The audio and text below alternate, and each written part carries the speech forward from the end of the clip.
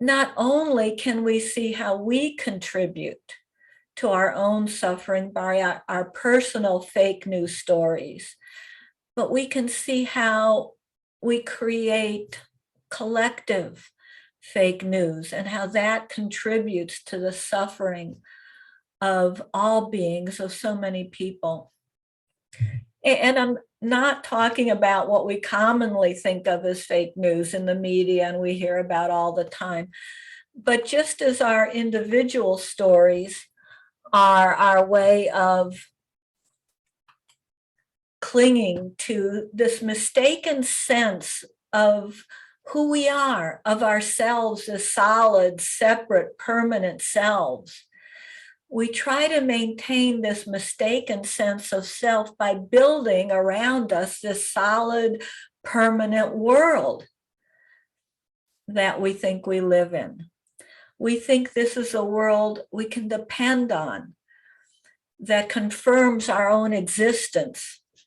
We hold on to a world where I'm right and you're wrong, where I'm good, worthy, righteous, and you're bad and unworthy. We see others as also having this solid, permanent, separate existence. We cling to this ignorance, this mistaken sense of reality. And this clinging is what leads to suffering.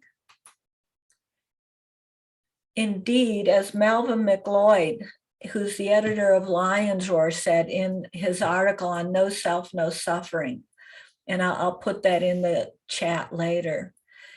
He states, because we believe this self exists, we struggle to serve and protect it and cause ourselves and others endless suffering in the process. If we put the care and feeding of this separate self, this ego, as the central intention of our lives, we cultivate the three poisons. McLeod describes that we do this by dividing the world into three categories, and these are the dhanas that Catherine spoke so eloquently about. Category of this is good for me, this is bad for me, or doesn't affect me, pleasant, unpleasant, and neutral. So I grasp after or try to consume what I like, what's good for me, what's pleasant. This is greed. I push away or attack what I don't like, what's unpleasant. This is aversion, anger, hatred. And if something doesn't affect me, that's irrelevant to my well-being, that's neutral, I ignore it. That's indifference or ignorance. He further points out that greed, aggression, and indifference don't just poison our own lives, they also poison society. Our collective stories can combine and become our collective ego, as he frames it. We create in-groups and out-groups. My gender, my race, my religion, my class, my people, those who agree with me, look like me, think like me. What is good for me or bad for me becomes what is good or bad for us, my group. Fill in whatever group your ego identifies with. I was watching the news this week and this morning and switching between two channels that have rather opposing perspectives generally. And I was so taken by the glee that the speakers on each of the channels exuded at the perceived misfortune or troubles or problems that were experienced by those they saw as rivals or opponents or enemies or other. It was such an interesting example of Schadenfreude, the German word for the joy, taking joy in the suffering of others. It seems to bring us comfort, and it's so easy to get on that Schadenfreude bandwagon. Again, I don't know about you, but I catch myself doing that repeatedly. Along with the comfort that that seems to bring, we identify and cling together to create this collective mistaken identity that gives the illusion of empowering us, of self-righteousness, provides this delusional sense of safety, permanence, solidity, meaning, purpose. A worldview buffer that protects my ignorance about my true nature and the true nature of reality, that we're all interconnected, that we're not separate beings, that your suffering doesn't affect my suffering.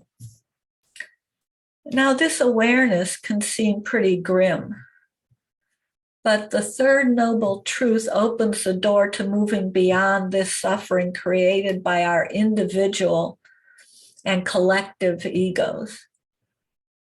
We can relieve our struggle and stress. We can begin to see our true nature more clearly, the interbeing of all things, and the ever-changing nature of reality. As we can do this in our individual lives, we can do this in our world. Sympathetic or compassionate joy can be seen as part of the antidote to this collective ego approach.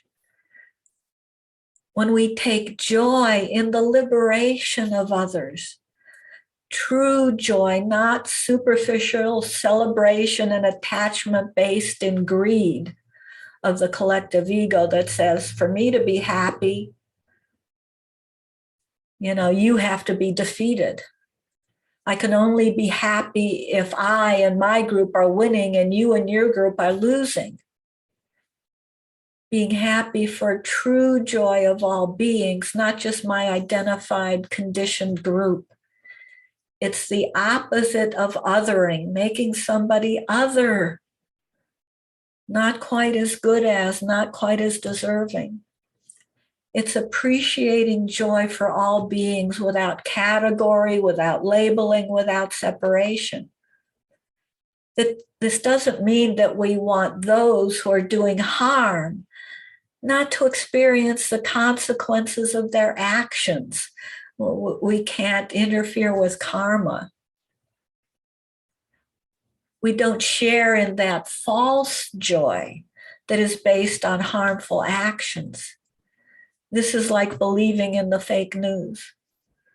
We wish that those who feel pleasure based in the suffering of others gain wisdom, gain liberation, freedom from that perspective and those actions, and act with more kindness and compassion.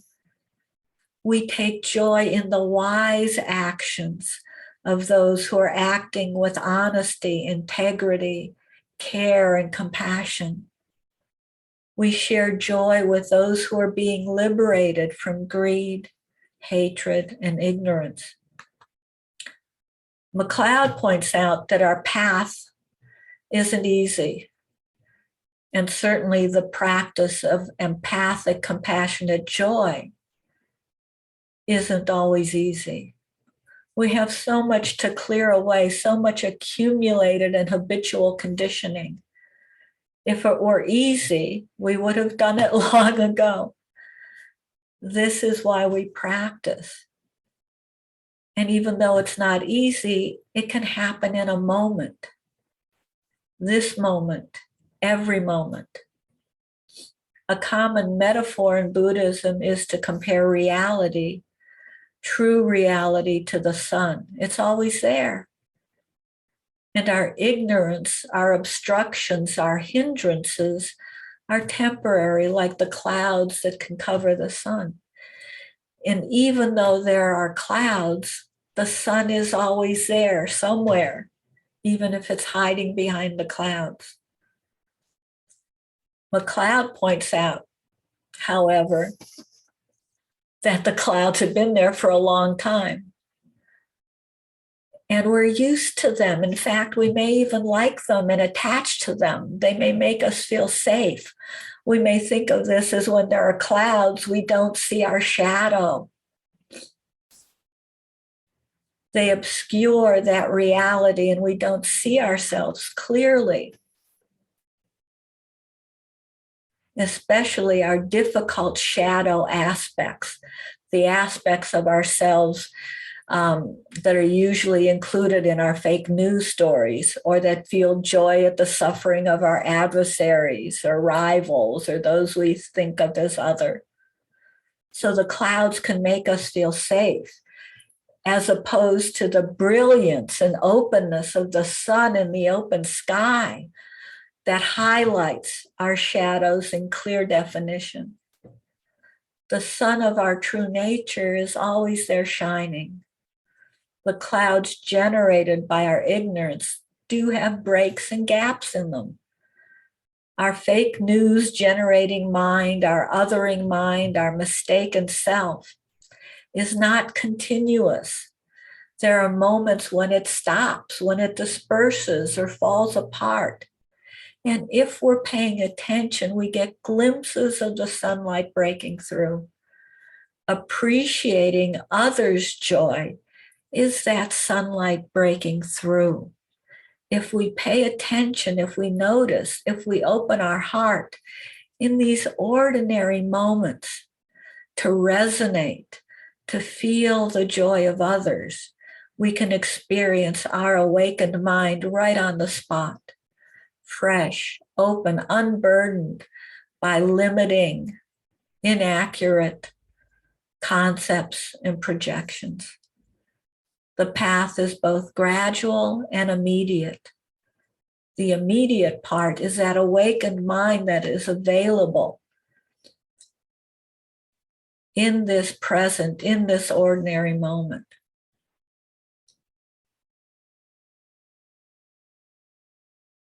If we diligently follow the path, the gradual part is our practice. The path the Buddha laid out for us of meditation, wisdom, and wise living. As we practice, the clouds of ignorance gradually lighten and loosen and break up. We can extend the gaps. We can see more clearly and rest in our gladdened hearts, in the gladdened heart of ourselves and the gladdened heart of others. Thank you for your kind attention.